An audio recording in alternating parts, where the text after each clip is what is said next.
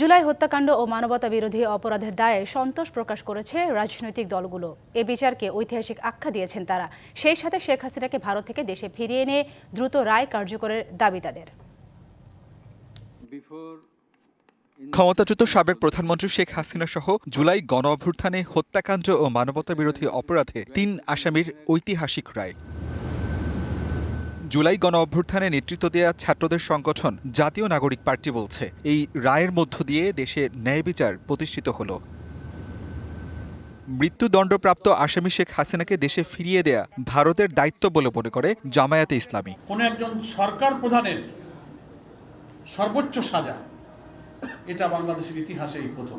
এই পলাতক মৃত্যুদণ্ড প্রাপ্ত আসামিকে যারা আশ্রয় দিয়েছেন, আমরা মনে করি এই ঘৃণ্য অপরাধীদের পক্ষে তারা অবলম্বন করেছে। আমরা দাবি করব তাদের অবশ্যই বাংলাদেশে ফেরত দিতে হবে এবং আইনের কাছে তাদেরকে সোপর্দ করতে হবে।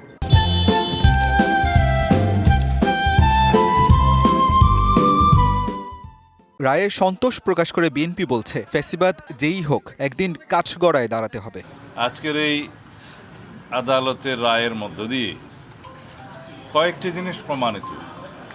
ফ্যাসিস্ট স্বৈরাচার যত শক্তিশালী হোক, যত দীর্ঘদিনই রাষ্ট্র ক্ষমতা অবৈধভাবে পরিচালিত করুক, ক্ষমতা ভোগ করুক, তারা একদিন না একদিন আদালতের কাঠগড়ায় তাদের দাঁড়াতেই হবে।